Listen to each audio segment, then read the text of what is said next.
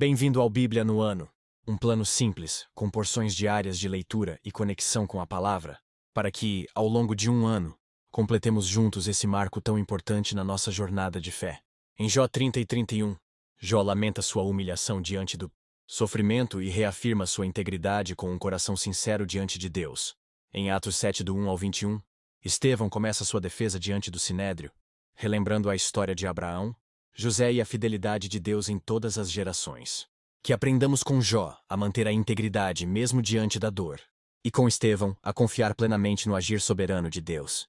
E que a cada dia tomemos nossa porção da palavra e sejamos transformados por ela. Boa reflexão. Livro de Jó, capítulo 30. Mas agora eles zombam de mim, homens mais jovens que eu, homens cujos pais eu teria rejeitado, não lhes permitindo sequer estar com os cães de guarda do rebanho. De que me serviria a força de suas mãos, já que desapareceu o seu vigor? Desfigurados de tanta necessidade e fome, perambulavam pela terra ressequida, em sômbrios e devastados desertos. Nos campos de mato rasteiro colhiam ervas, e a raiz da giesta era a sua comida. Da companhia dos amigos foram expulsos aos gritos, como se fossem ladrões. Foram forçados a morar nos leitos secos dos rios, entre as rochas e nos buracos da terra. Rugiam entre os arbustos e se encolhiam sob a vegetação. Prole desprezível e sem nome, foram expulsos da terra. E agora os filhos deles zombam de mim com suas canções. Tornei-me um provérbio entre eles. Eles me detestam e se mantêm à distância. Não hesitam em cuspir em meu rosto. Agora que Deus afrouxou a corda do meu arco e me afligiu, eles ficam sem freios na minha presença. À direita os embrutecidos me atacam. Preparam armadilhas para os meus pés e constroem rampas de cerco contra mim. Destroem o meu caminho. Conseguem destruir-me sem a ajuda de ninguém. Avançam como através de uma grande brecha. Arrojam-se entre as ruínas. Pavores apoderam-se de mim. A minha dignidade é levada como pelo vento. A minha segurança se desfaz como nuvem. E agora esvai-se a minha vida. Estou preso a dias de sofrimento. A noite penetra os meus ossos. Minhas dores me corroem sem cessar. Em seu grande poder, Deus é como a minha roupa. Ele me envolve como a gola da minha veste. Lança-me na lama e sou reduzido a pó e cinza. Clamo a ti, ó Deus, mas não respondes. Fico de pé, mas apenas olhas para mim. Contra mim te voltas com dureza e me atacas com a força de tua mão. Tu me apanhas e me levas contra o vento, e me jogas de um lado a outro na tempestade. Sei que me farás descer até a morte, ao lugar destinado a todos os viventes. A verdade é que ninguém dá a mão ao homem arruinado. Quando este, em sua aflição, grita por socorro. Não é certo que chorei por causa dos que passavam dificuldade? E que a minha alma entristeceu-se por causa dos pobres? Mesmo assim, quando eu esperava o bem, veio o mal. Quando eu procurava luz, vieram trevas. Nunca para da agitação dentro de mim. Dias de sofrimento me confrontam. Perâmbulo escurecido, mas não pelo sol. Levanto-me na assembleia e clamo por ajuda. Tornei-me irmão dos chacais, companheiro das corujas. Minha pele escurece e cai. Meu corpo queima de febre. Minha harpa está afinada para cantos fúnebres, e minha flauta para o som de pranto. Livro de Jó, capítulo 31. Fiz acordo com os meus olhos de não olhar com cobiça para as moças. Pois qual é a porção que o homem recebe de Deus lá de cima? Qual a sua herança do Todo-Poderoso, que habita nas alturas? Não é ruína para os ímpios, desgraça para os que fazem o mal? Não vê ele os meus caminhos e não considera cada um de meus passos? Se me conduzi com falsidade, ou se meus pés se apressaram a enganar, Deus me pesa em balança justa, e saberá que não tenho culpa. Se meus passos desviaram-se do caminho, se o meu coração foi conduzido por meus olhos, ou se minhas mãos foram contaminadas, que outros comam o que semeei, e que as minhas plantações sejam arrancadas pelas raízes. Se o meu coração foi seduzido por mulher, ou se fiquei à espreita junto à porta do meu próximo, que a minha esposa moa cereal de outro homem, e que outros durmam com ela, pois fazê-lo seria vergonhoso, crime merecedor de julgamento. Isso é um fogo que consome até a destruição. Teria extirpado a minha colheita. Se neguei justiça aos meus servos e servas, quando reclamaram contra mim, que farei quando Deus me confrontar? Que responderei quando chamado a prestar contas? Aquele que me fez no ventre materno não fez também a eles? Não foi ele quem formou a mim e a eles, no interior de nossas mães? Se não atendi aos desejos do pobre, ou se fatiguei os olhos da viúva, se comi meu pão sozinho, sem compartilhá-lo com o órfão, sendo que desde a minha juventude o criei como se fosse seu pai, e desde o nascimento guiei a viúva. Se vi alguém morrendo por falta de roupa, ou um necessitado sem cobertor, e o seu coração não me abençoou porque eu aqueci com a lã de minhas ovelhas, se levantei a mão contra o órfão, ciente da minha influência no tribunal, que o meu braço descaia do ombro e se quebre nas juntas.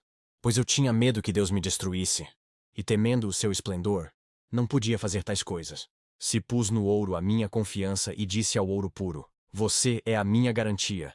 Se me regozijei por ter grande riqueza, pela fortuna que as minhas mãos obtiveram. Se contemplei o sol em seu fulgor, e a lua a mover-se esplêndida, e em segredo o meu coração foi seduzido, e a minha mão lhes ofereceu beijos de veneração, esses também seriam pecados merecedores de condenação, pois eu teria sido infiel a Deus, que está nas alturas. Se a desgraça do meu inimigo me alegrou, ou se os problemas que teve me deram prazer, eu que nunca deixei minha boca pecar, lançando maldição sobre ele. Se os que moram em minha casa nunca tivessem dito: quem não recebeu de Jó um pedaço de carne? E sendo que nenhum estrangeiro teve que passar a noite na rua, pois a minha porta sempre esteve aberta para o viajante. Se escondi o meu pecado, como outros fazem, acobertando no coração a minha culpa, com tanto medo da multidão e do desprezo dos familiares, que me calei e não saí de casa. Ah, se alguém me ouvisse! Agora assino a minha defesa. Que o Todo-Poderoso me responda. Que o meu acusador faça a acusação por escrito. Eu bem que a levaria nos ombros e a usaria como coroa. Eu lhe falaria sobre todos os meus passos. Como um príncipe eu me aproximaria dele. Se a minha terra se queixar de mim e todos os seus sucos chorarem, se consumi os seus produtos sem nada pagar, ou se causei desânimo aos seus ocupantes, que me venham espinhos em lugar de trigo e ervas daninhas em lugar de cevada. Aqui terminam as palavras de Jó. Livro de Atos, capítulo 7. Então o sumo sacerdote perguntou a Estevão: são verdadeiras estas acusações? A isso ele respondeu: irmãos e pais, ouçam-me. O Deus glorioso apareceu a Abraão, nosso pai, estando ele ainda na Mesopotâmia, antes de morar em Harã, e lhe disse: saia da sua terra e do meio dos seus parentes e vá para a terra, que eu lhe mostrarei. Então, ele saiu da terra dos caldeus e se estabeleceu em Harã. Depois da morte de seu pai, Deus o trouxe a esta terra, onde vocês agora vivem. Deus não lhe deu nenhuma herança aqui, nem mesmo o espaço de um pé, mas lhe prometeu que ele e, depois dele, seus descendentes, possuiriam a terra, embora naquele tempo Abraão não tivesse filhos. Deus lhe falou desta forma: seus descendentes serão peregrinos numa terra estrangeira, e serão escravizados e maltratados por 400 anos. Mas eu castigarei a nação a quem servirão como escravos, e depois sairão dali e me adorarão neste lugar.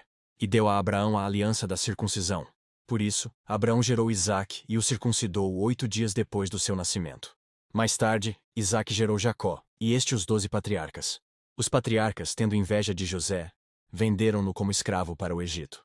Mas Deus estava com ele, e o libertou de todas as suas tribulações, dando a José favor e sabedoria diante do faraó, rei do Egito. Este o tornou governador do Egito e de todo o seu palácio. Depois houve fome em todo o Egito e em Canaã, trazendo consigo grande sofrimento. E os nossos antepassados não encontravam alimento. Ouvindo que havia trigo no Egito, Jacó enviou nossos antepassados em sua primeira viagem. Na segunda viagem deles, José fez-se reconhecer por seus irmãos, e o faraó pôde conhecer a família de José. Depois disso, José mandou buscar seu pai Jacó e toda a sua família, que eram 75 pessoas. Então Jacó desceu ao Egito, onde faleceram ele e os nossos antepassados. Seus corpos foram levados de volta a Siquém e colocados no túmulo que Abraão havia comprado ali dos filhos de Amor, por certa quantia. Ao se aproximar o tempo em que Deus cumpriria sua promessa a Abraão, aumentou muito o número do nosso povo no Egito. Então outro rei, que nada sabia a respeito de José, passou a governar o Egito. Ele agiu traiçoeiramente para com o nosso povo e oprimiu os nossos antepassados, obrigando-os a abandonar os seus recém-nascidos, para que não sobrevivessem. Naquele tempo nasceu Moisés, que era um menino extraordinário. Por 3 meses ele foi criado na casa de seu pai. Quando foi abandonado, a filha do faraó o tomou e o criou como seu próprio filho. Que as palavras de hoje permaneçam em seu coração e transformem sua caminhada de fé. Não esqueça de curtir, compartilhar e se inscrever no canal para continuar essa jornada conosco. Se ficou para trás, não tem problema. É só assistir aos vídeos anteriores e se manter firme no plano. Nos vemos no próximo vídeo para mais uma porção da Palavra de Deus. Até lá. A paz.